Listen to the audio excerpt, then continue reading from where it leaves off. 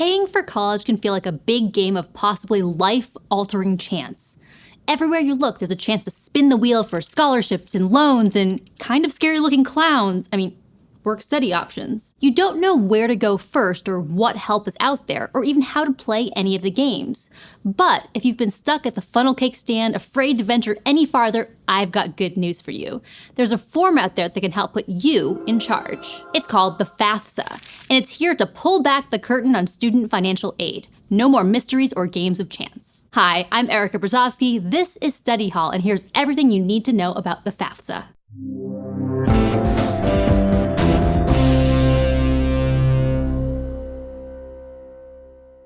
The FAFSA is the free application for federal student aid. It's literally a form, not the provider of financial aid or the name of any particular aid program.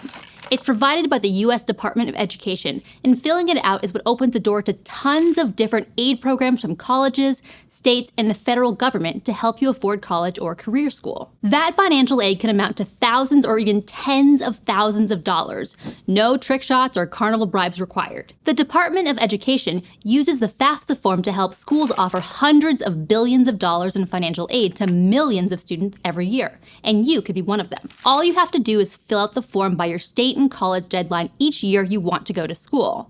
And even though it's not quite as fun as the goldfish bowl toss, filling it out usually takes under an hour. And it's also totally low risk. Sending in the FAFSA form doesn't force you to accept any of the financial aid your schools offer you. All it does is open up the door so you can find out what aid you qualify for and then choose what works for you. Because, newsflash, college, university, or career school is expensive, and that roller coaster ride goes beyond just tuition.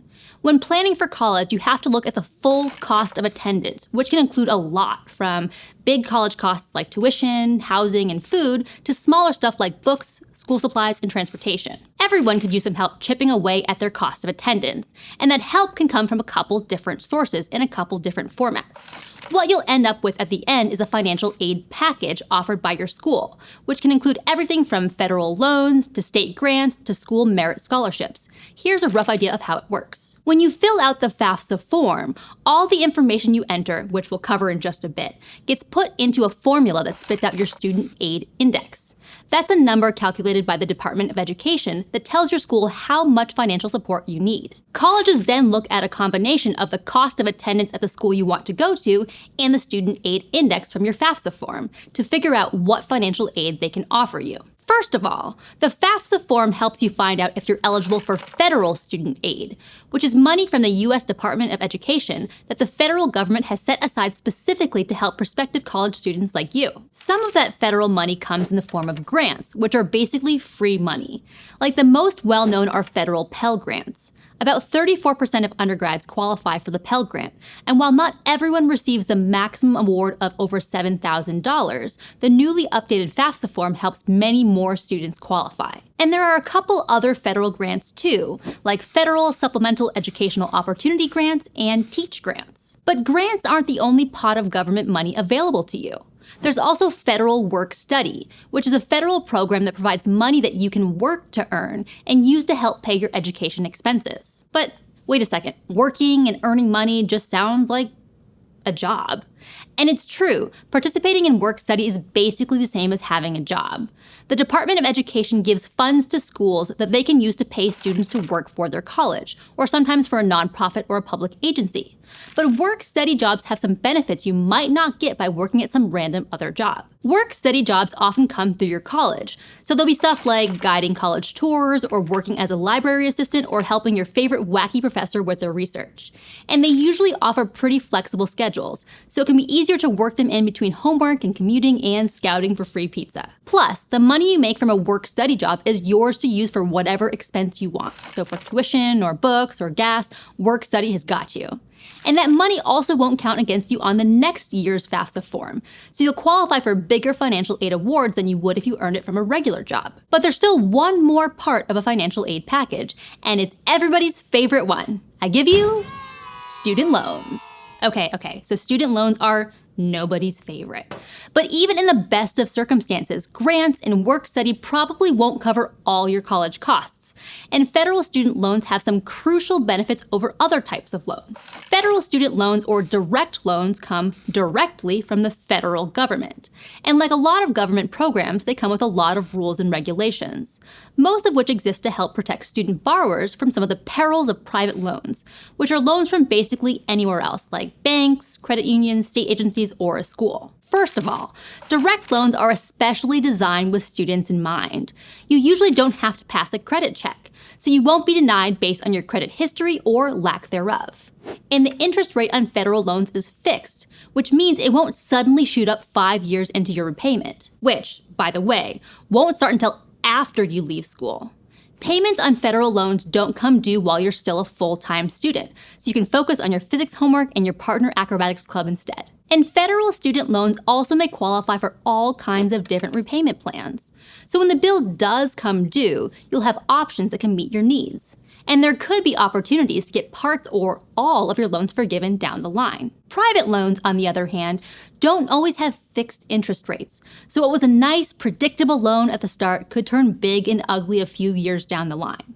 They also don't come with as many flexible repayment options and don't usually qualify for forgiveness or consolidation, which can make them harder and riskier to pay off. So if you have to take out loans for school, and unless you're the missing Ringling brother or heir to some untold fortune, you probably will. I did. Direct loans are a safer way to go. Here are the key types of federal loans you might see in your financial aid package. You might get a direct subsidized loan, which won't accrue interest while you're still in school. These are like the airbrush t-shirts of student loans, basically the highlight of the entire shebang. Because while you're still enrolled at least half-time, the Department of Education pays the interest on your loan. So you won't graduate to a whole bunch of extra debt beyond what you actually borrowed. Then there are direct unsubsidized loans, which are not as good, but they can be better than nothing at all. Unsubsidized loans do accrue interest while you're at school. So unless you make payments on the interest while you're studying, you'll graduate already owing more than you took out to begin with. But that interest rate is still fixed. Subsidized and unsubsidized direct loans are offered directly to college students. And they're capped, which means there's a maximum loan amount the federal government can offer you. But if that amount still isn't enough, there are still direct plus loans for parents.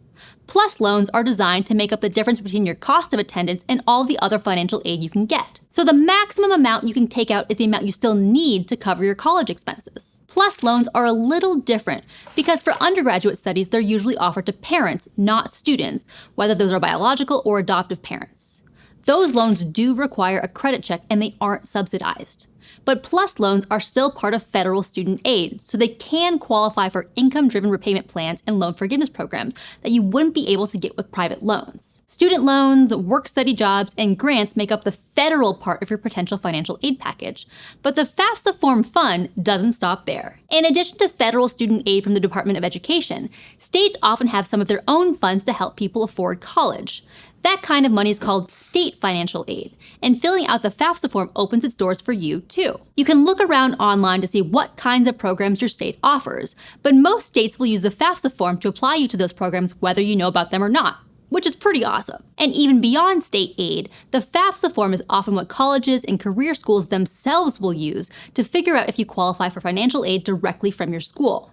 This is called institutional financial aid, where you'll find stuff like scholarships and more grants, which get awarded based on financial need, or your talent with a soccer ball, or the scientific prowess you showed in your wacky professor's lab. And the FAFSA form is your ticket to all these different options. The average FAFSA form submitter gets over $10,000 in federal financial aid. The information you put on the FAFSA form tells schools, states, and the Department of Education about your and your family's financial situation, so you can find out what kind of aid you can access. And I won't lie, it is a lot of information, but I'm here to make filling out the FAFSA form way easier than winning balloon darts or that one where you shoot water at horses. First things first, the FAFSA form needs information from the student, the parent or parents, and any additional contributors. For the sake of the FAFSA form, parents are the people on your birth certificate, usually your biological or adoptive parents. Additional contributors are other people who might help you pay for college, like a spouse, a step-parent, or another legal guardian. Each of those people, students, parents, and additional contributors, will need a studentaid.gov login. To do that, you'll want to go to studentaid.gov and click Create Account in the upper right-hand corner. The website will lead you through a series of questions to set up your account. Everyone contributing needs their own account because each person will fill out their own form. Once you're logged in, you'll be able to click on Start New Form, which will start your FAFSA form for the right year. And then you'll be off to the races. After showing you some helpful videos, the form will ask you, or your parents, for identity information, stuff like your name, date of birth, social security number, and address. That stuff lets the Department of Education make sure you are who you say you are. Then it's time to talk money. One tricky thing about this step is that the FAFSA form will ask you for info from your prior year tax returns, the ones from the year before last year. So if you're filling out the FAFSA form for the 2025-2026 school year, you'll need your and your parents' 2023 tax returns, not 2024. But the new FAFSA form that came out in 2023 does a pretty cool thing, where it uses people's personal identity information to get most of their tax info right from the IRS. It's safe, secure, and super fast. And it should save you a lot of time in box checking, and it makes sure the data is accurate. So, you'll be asked to provide consent and approval for the FAFSA form to import financial information like your income directly from the IRS. You can decline consent and approval, but it means you, or if you're the contributor, your student, won't be eligible for any kind of federal financial aid even if you input your income info manually. And who wants to do that?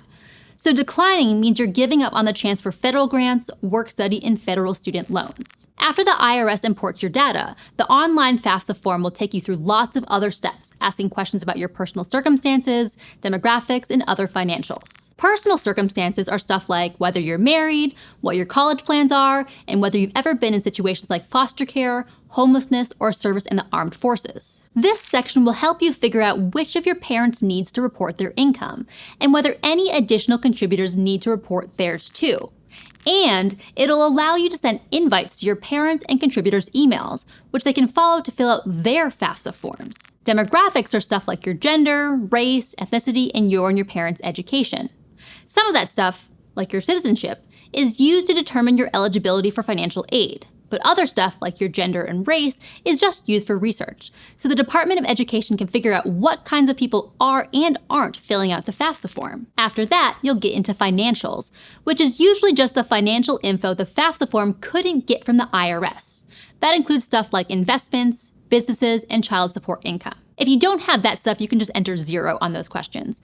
But if you have money in a checking or savings account, or if you've gotten money from grants or scholarships the IRS doesn't know about yet, you will need to enter that information. So read closely and answer what you can. When students fill out their own FAFSA form, these steps are pretty straightforward because you'll just be answering questions about yourself. But when parents or other contributors complete their version, they'll want to pay close attention to whose information the form is asking for. If the page says student, that means they want to know about the person who's planning to go to school. If it says parent or contributor, it wants to know information about them. Once you get through all that stuff, the hard part is over. The FAFSA form has all your info. Now it just needs to know where to send it. On the colleges page, you can select up to 20 colleges and career schools that you might want to go to, and your FAFSA form will get sent to all of them. You can search for schools you want by name, or if you're having trouble with that, you can enter the school's federal school code, a 6-character code you can probably find by contacting your school's financial aid office. Remember, you get to list up to 20 colleges here, so this is your chance to go nuts. And by go nuts, I mean make sure to list any school you might want to go to, within reason, to give yourself the best possible shot at a good financial aid package. And after you select all your schools, all that's left to do is sign and submit the form. Your signature basically promises that everything you put on the FAFSA form is true, and that you're going to be responsible with the financial aid money you're offered. There is some scary stuff in that agreement about $20,000 fines and imprisonment, but don't let that spook you. No one's going to put you in jail for making an innocent mistake on your form. As long as you're not trying to pull one over in the government, you'll be okay. And if you do realize you've made a mistake, never fear. You can make corrections to the FAFSA form even after you submit it. Once you click submit and get to see the little celebratory webpage, you can access your FAFSA form again by logging into your studentaid.gov account and clicking on the link to the FAFSA form you want to fix. That will take you to a page where you can get a ton of information about your submitted FAFSA form, the dates it was started and expires, next steps to apply for grants and scholarships, resources about how financial aid works, and your FAFSA submission summary, which gives you intel on your eligibility for federal student aid. On that same page, you can also click actions to make changes to your FAFSA form. You can add or remove schools, edit your contributors, or make corrections to other parts of the form. And if at any point you get stuck or confused, the FAFSA.gov website is full of resources to help you out, from guides on special circumstances to translation help. You can visit the FAFSA Help Center to find answers to common questions, or any of the website's other tabs to find info online. And if you're struggling, you can find contact centers to live chat or talk on the phone with real people who can help. So if you're sick of wandering around the financial aid fairgrounds with cotton candy in your hair and no bathrooms in sight, get out of there. Go home to your computer, go to FAFSA.gov, and let the FAFSA form do the hard work for you. If you're currently in or thinking about going to college, check out our channel where you'll find more tips about navigating college applications and choosing a major. To find out how to earn college credit with Study Hall, go to gostudyhall.com or click on the link in the description. And if you want to help us out, give this video a like, comment your questions about financial aid, and smash that subscribe button. This video is funded by the U.S. Department of Education. Thanks for watching. See you next time.